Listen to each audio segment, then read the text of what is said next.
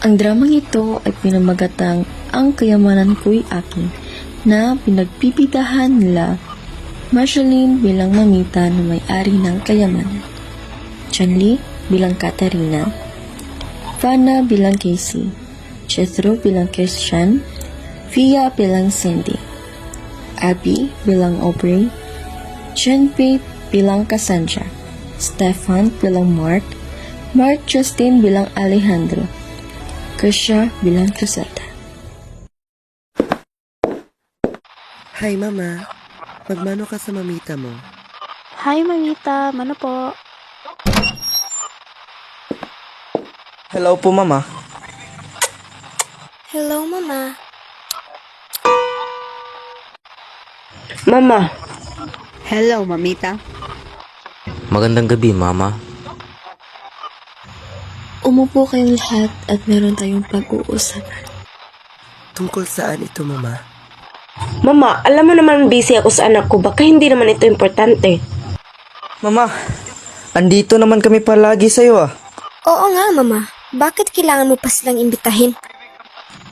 Napatawag ko kayong lahat dito upang ipaalam sa inyo na ako ay may dinadalang sakit.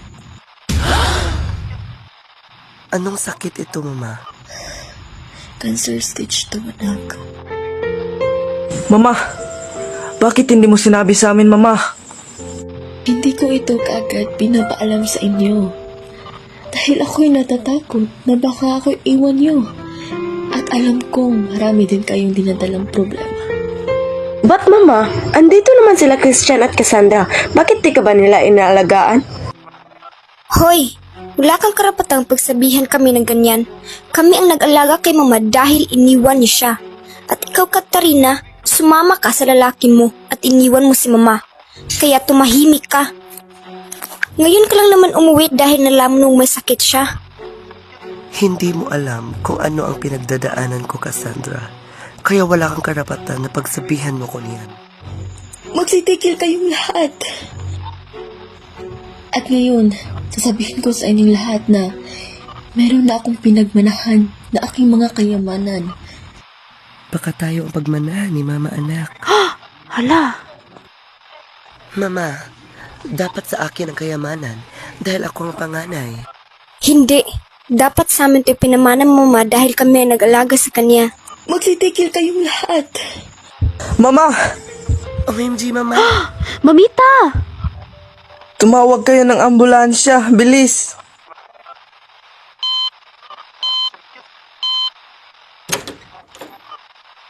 For now, kuma pa po si Mrs. Velasquez.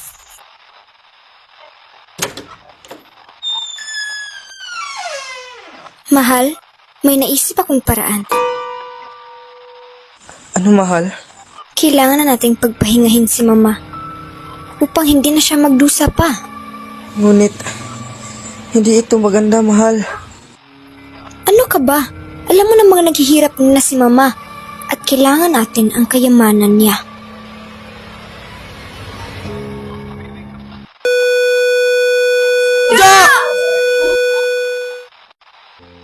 Sorry, wala si Mrs. Velasquez. Nakalipas ang 3 taon. Asan ang kayamanan? Anong ginagawa mo dito? Andito ako para kunin ko ang kahati ng kayamanan na hinabili ni Mama. Bakit? Sa'yo ba pinamana ni Mama ang kayamanan niya? At kahit pa anak ka, isang tao lang ang pinamanahan ni Mama ng kayamanan niya. Saan ka pupunta? Kakausapin ko si Attorney Mark. Ano? Siya? Siya ang pinili ni Mama? Hindi namin siya kilala. Hindi siya bahagi ng pamilyang ito. Tama, dahil kami ang naghirap.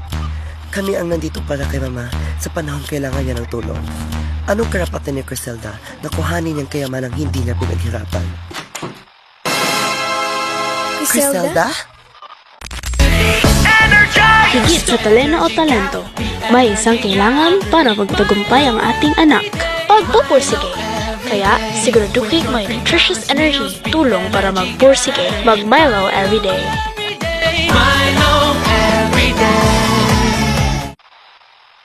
Naintindihan ko ang nararamdaman niyo, pero hindi ko rin ginusto ang sitwasyong ito. Nagpasya si Mama, at hindi ko ito hinihingi sa kanya. Hindi ko ito matatanggap. Nandito kami para halagaan si Mama, habang ikaw, hindi ka man lang nagpakita. Tapos ngayon ikaw ang tatanggap ng lahat. Anong klaseng kalukuhan to? Sumusobra na kayo ah. Wala na si Mama. Tapos ang naiwan niya sa atin, pag-awayan pa natin. Hindi ba mas mahalaga ang pamilya kaysa sa kayamanan? Sinong pamilya, Christian? Ihalata naman pera lang ang mahalaga sa ilan dito. Tama na!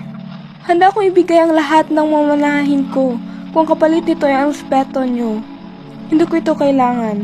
Piniwan ito ni Mama sa akin para alagaan ang pamilya. Tama na.